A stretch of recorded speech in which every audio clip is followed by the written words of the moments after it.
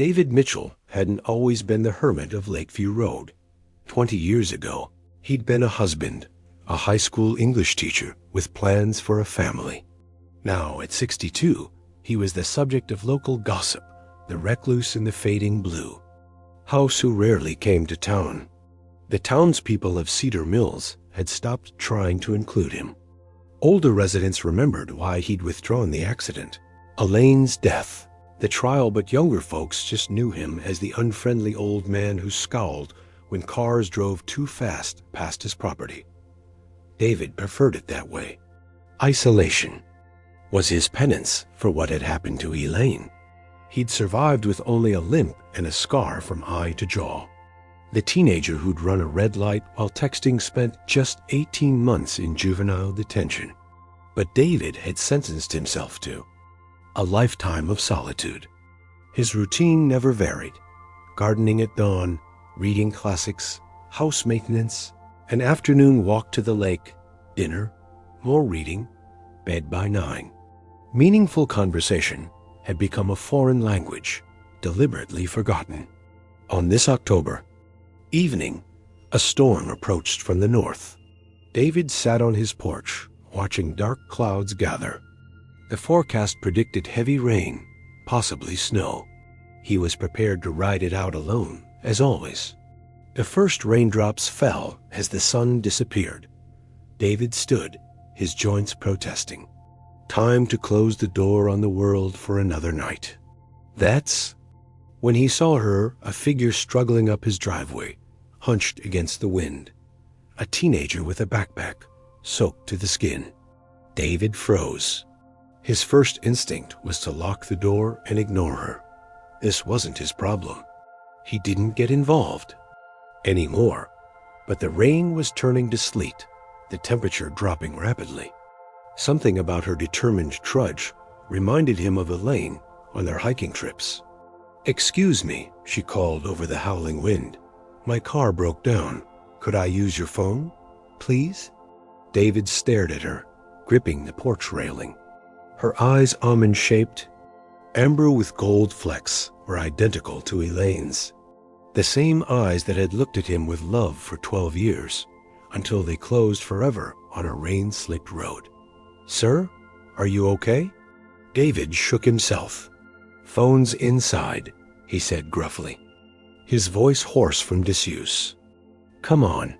He limped into the house, leaving the door open behind him. David led the girl to the kitchen and gestured to the landline, then put the kettle on, keeping his back to her. "Thank you," she said. "I'm Lily Turner." David nodded without turning. David Mitchell. She called her mother, and from the one-sided conversation, it wasn't going well. When she hung up, David turned to face his guest. Lily was perhaps 16, with unruly dark hair beginning to dry. Those disconcerting eyes, Elaine's eyes, were rimmed with frustration. "Problem?" David asked, setting tea before her. "My mom's stuck in Burlington. My brother broke his arm, and they're at the hospital. She can't come get me, and no tow trucks are coming in this storm." Lily wrapped her hands around the mug. "Is there a motel nearby?" "Nearest motel's 10 miles. Highway. Might be closed already." A gust rattled the windows, and the lights flickered. Lily's shoulders slumped. "Great." David shifted uncomfortably. He hadn't let anyone into his life in years. But he couldn't send her back into the storm. "You can stay here," he said abruptly. "Sofa folds out. Not comfortable, but it's dry." "Are you sure?" "I don't want to impose." "Already have," David muttered, then regretted his rudeness. "It's fine. Storm should pass by morning." They lapsed into awkward silence. David found sheets for the sofa bed, grateful for the task that let him escape those familiar eyes. When he returned, Lily was studying the single photograph on his refrigerator. Him and Elaine on their wedding day. "Is this your wife? She's beautiful." David set the bedding down forcefully. "Was. She's dead." Lily stepped back. "I'm sorry." I didn't mean to pry." David nodded curtly and showed her where everything was, then headed upstairs, desperate for solitude. But at the stairs, he turned back. Lily looked lost in his large, empty house. "Your mother will be worried. Call her in the morning." A small smile lifted the corners of Lily's mouth. "I will, thank you." In his bedroom, David's heart raced. One night, he told himself. Then she'd be gone, taking those eyes, Elaine's eyes, with her. He could return to his penance. But as the storm raged, David found himself listening to the sounds of another human in his house, sounds absent from his life for 20 lonely years. David slept poorly. When dawn broke, the storm had passed, leaving behind a thin layer of snow. Downstairs, he found the sofa bed made up, but no sign of Lily. Then he heard a soft clink from the kitchen.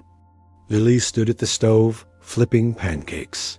"Hope this is okay. I wanted to thank you." David was surprised. The kitchen smelled of coffee and pancakes, scents long absent from his house. "You didn't have to do that. I wanted to." She explained that her mother had arranged a tow truck, but it might be hours.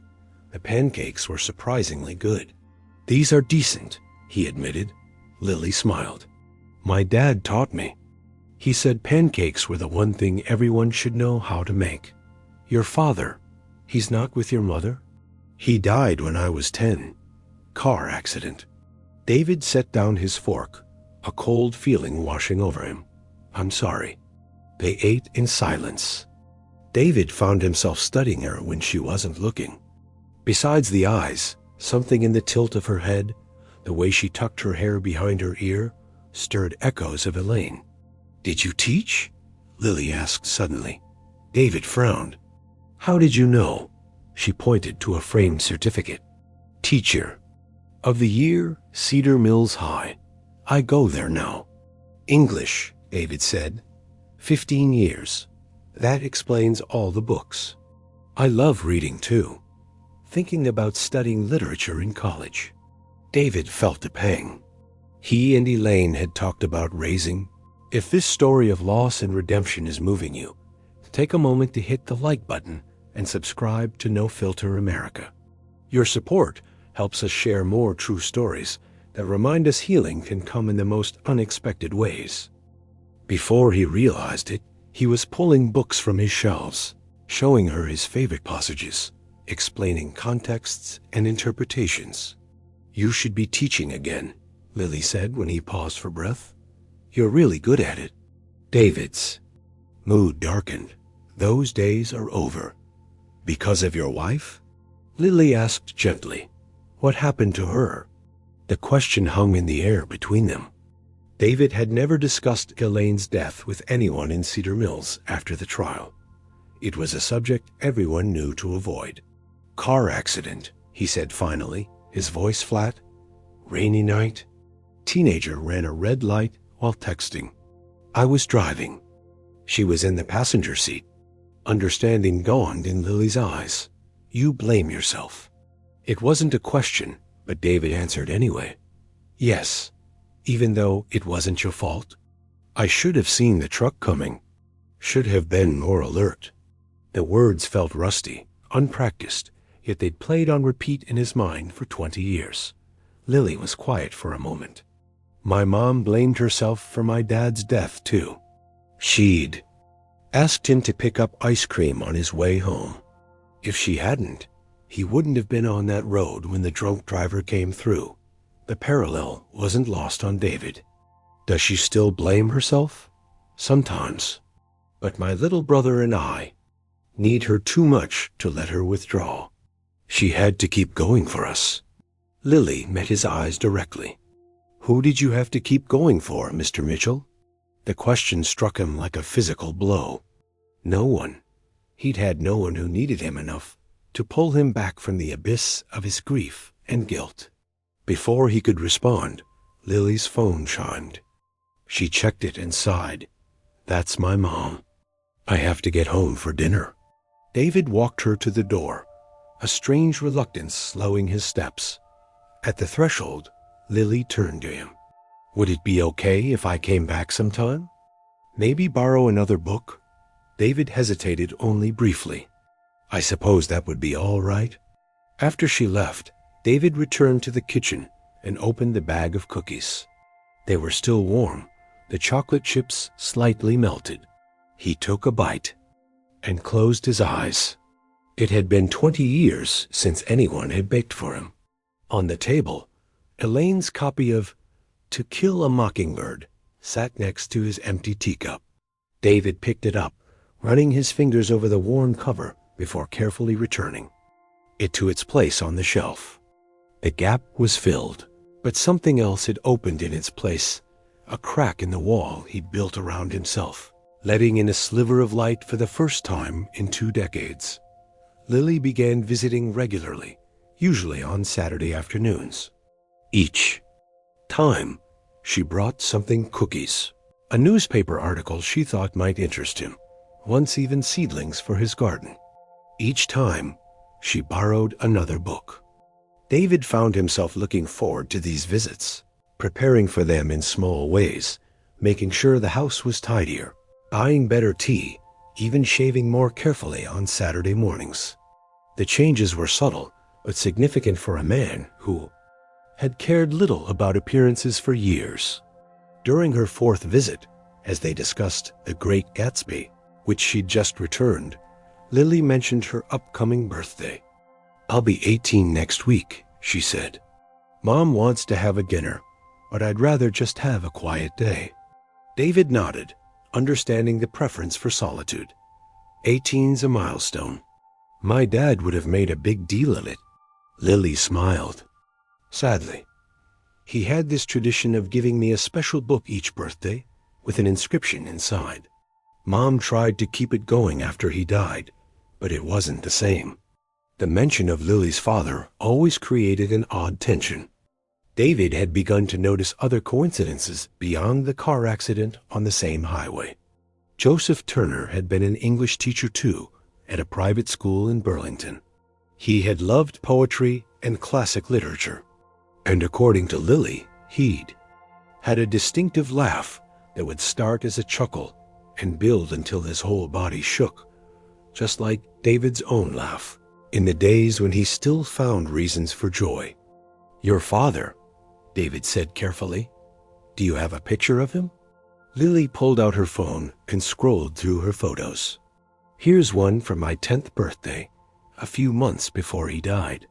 David took the phone, his hand trembling slightly.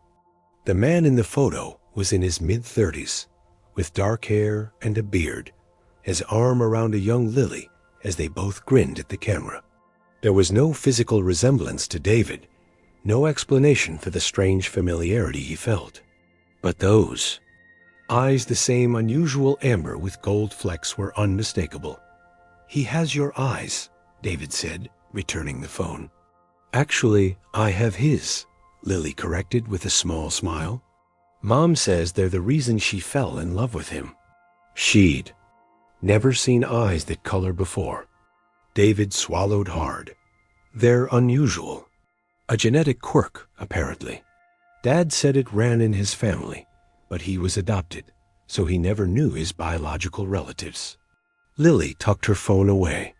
"I've always wondered if I have family out there, somewhere with the same eyes." The conversation moved on, but David remained distracted.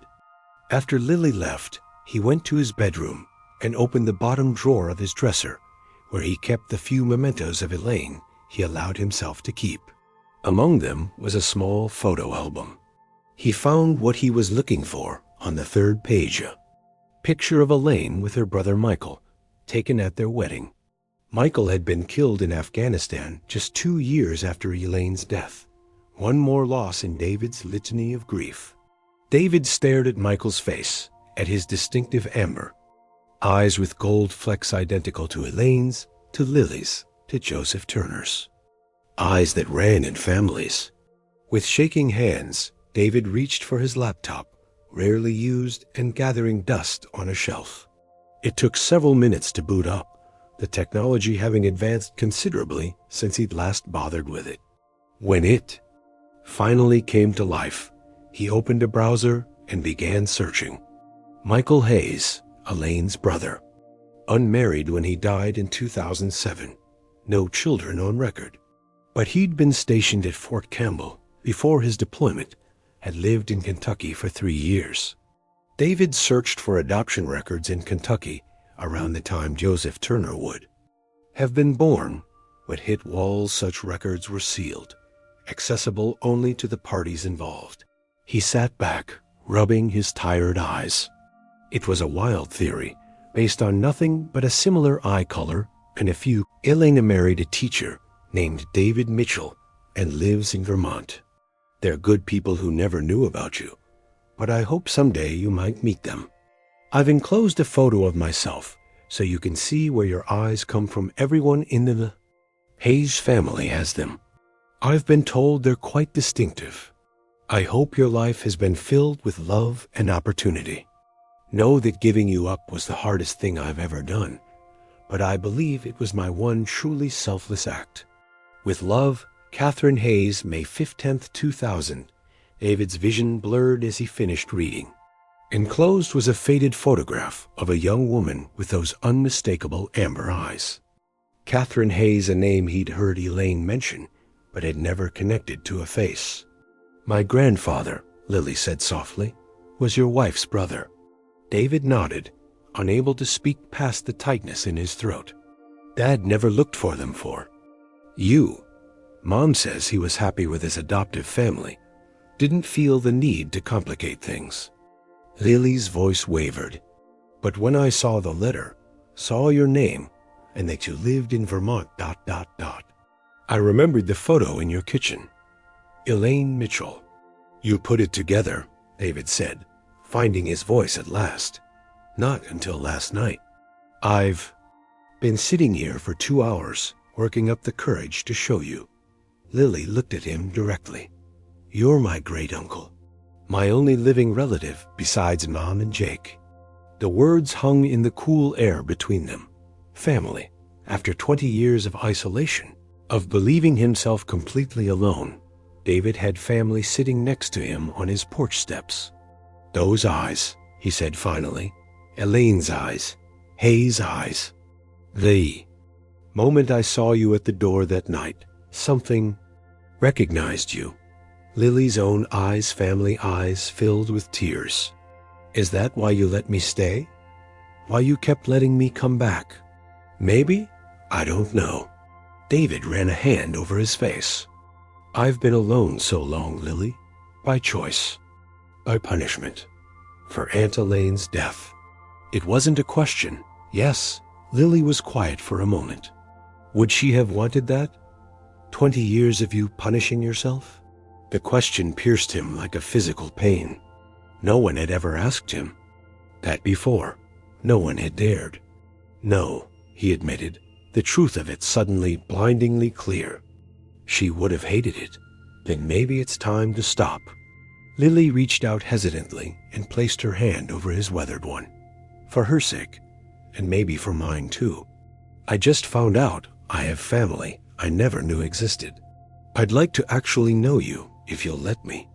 David looked down at their hands, hers, young and smooth, his aged and calloused, and felt something shift inside him, like ice breaking up on a river after a long, hard winter. I'm not good at people anymore. The admission cost him. Lily smiled, and in that smile, he caught a glimpse of Elaine, of Michael, of a family he'd lost and grieved, and now, impossibly, found a connection to again. That's okay, she said. We can practice together. As the sun set over the mountains, casting long shadows across his property, David Mitchell sat with his great-niece and began, haltingly, to tell her about Elaine, about her laugh, her love, of thunderstorms, her habit of reading the end of a book first, about the family Lily had never known but was now, through some miracle of chance and amber eyes, beginning to discover. And for the first time in 20 years, sharing these memories didn't feel like reopening a wound. It felt, just slightly, like healing. Winter settled over Cedar Mills, blanketing David's property in pristine white. Inside his once silent house, change was quietly taking root. A second chair had appeared by the fireplace. The refrigerator door now held more than just the wedding photo.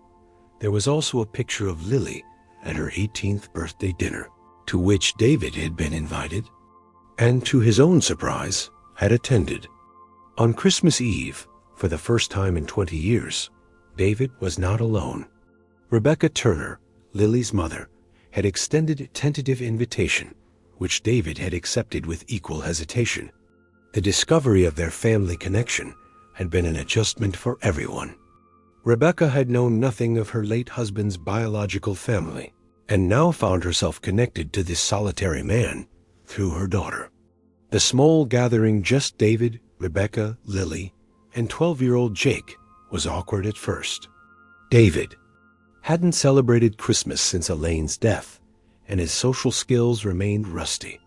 But Jake's enthusiasm for his presence and Lily's determined efforts to include her newly discovered great-uncle gradually thawed the atmosphere.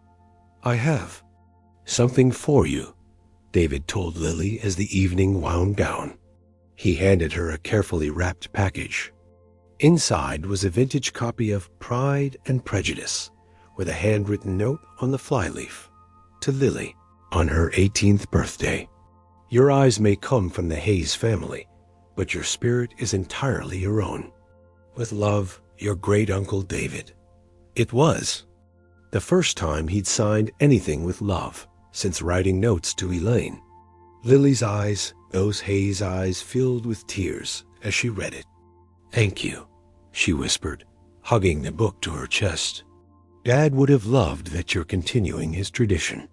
On the drive home, snow beginning to fall again, David found himself thinking of Joseph Turner, the nephew he'd never known, the man who'd raised Lily with books and pancakes and love. There was a strange comfort in knowing that, even without meeting, they'd shared common passions, common values, as if some essential part of the Hayes family had continued through Joseph, even when he hadn't known his origins. At home, David didn't immediately retreat to his bedroom, as he would have done after any social interaction in the past.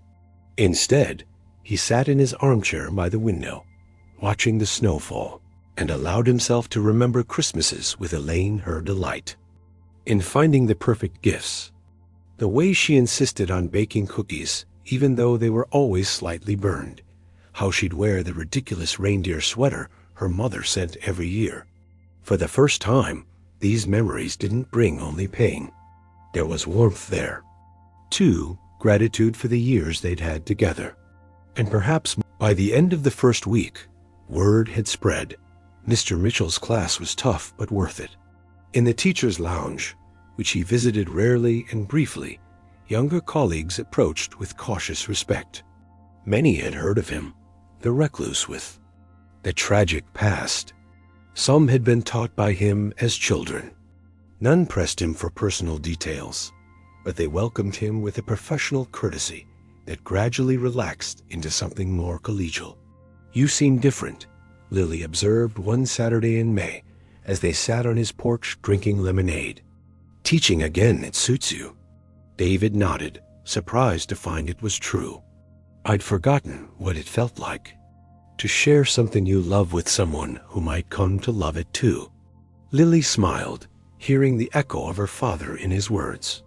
Joseph Turner had said something similar about teaching, according to her mother.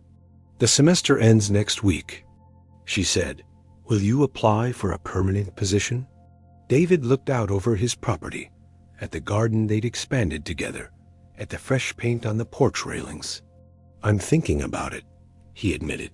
"Not full-time, but perhaps a few classes." It was more than he would have considered possible 6 months ago, the idea of re-entering the world, of making himself vulnerable to connection, to purpose beyond mere existence. All because a girl with Hayes eyes had appeared on his doorstep.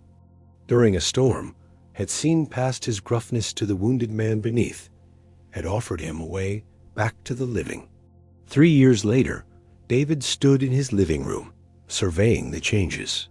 The house was still recognizably his. The bookshelves still dominated. The old leather armchair remained in its place by the window, but it had softened around the edges. There were more photographs now. Lily in her graduation cap and gown, Jake grinning with his soccer team, Rebecca and her new husband Tom at their small wedding last summer, and always, still in its place of honor, David and Elaine on their wedding day. David had returned to teaching part-time, 2 classes each semester at Cedar Mills High. He'd also started a community book club that met monthly at the library, much to Mrs. Finch's continuing astonishment. He wasn't exactly social, that would never be his nature, but he was engaged with the world again in ways that would have seemed impossible 3 years ago. Today was special. Lily was bringing someone to meet him, her boyfriend, Michael, a graduate student in engineering whom she'd been dating for nearly a year. David had heard about him in Lily's weekly phone calls and occasional visits, but this would be their first meeting. As he waited, David opened a package that had arrived that morning. Inside was a photo album, beautifully bound in blue leather. The first page bore an inscription in Lily's handwriting. For Uncle David, some people come into our lives by chance and become family by choice. Others are connected by blood we never knew we shared. Either way, I'm grateful fate brought us together. With love always, Lily. The pages that followed contained photographs he'd never seen. Joseph Turner as a child with his adoptive parents. Catherine Hayes, young and beautiful with those distinctive eyes. Michael Hayes in his army uniform. And most precious of all, photographs of Elaine that he'd never seen, taken during visits to her brother that David had been unable to join due to teaching commitments. David's vision blurred as he turned the pages. Here was the family history he'd thought lost forever, preserved and now returned to him through this remarkable twist of fate. The last few pages were more recent Lily and David gardening. David at his first day back teaching. The small Thanksgiving dinner they'd shared last November. The sound of tires on gravel announced Lily's arrival. David carefully closed the album and placed it on the coffee table. He straightened his shirt new, bought specifically for this occasion, and walked to the door. Lily was already coming up the porch steps, a tall young man beside her. She smiled when she saw David, that same smile that had gradually warmed its way through the ice around his heart. "Uncle David," she said, embracing him with the easy affection that still sometimes caught him by surprise. "This is Michael." The young man stepped forward, hand extended. "It's an honor to meet you, sir. Lily talks about you all the time." As they shook hands, David felt a sense of continuity, of life flowing forward despite the breaks and detours. He had lived alone, with his guilt for 20 years, convinced that isolation was his due punishment. Never could he have imagined that salvation would come in the form of a girl with his wife's eyes, asking for shelter from a storm. Leading them inside, David glanced once more at the wedding photo of him and Elaine. For a moment, he could almost see her smile widen in approval, could almost hear her voice. "It's about time, my love. It's about time." And for the first time in 23 years, David Mitchell felt truly at peace. And now, we'd love to hear your thoughts. What do you think it meant for him to see those familiar eyes after all those years? Share your reflections in the comments below. And don't forget, like this video, subscribe to No Filter America.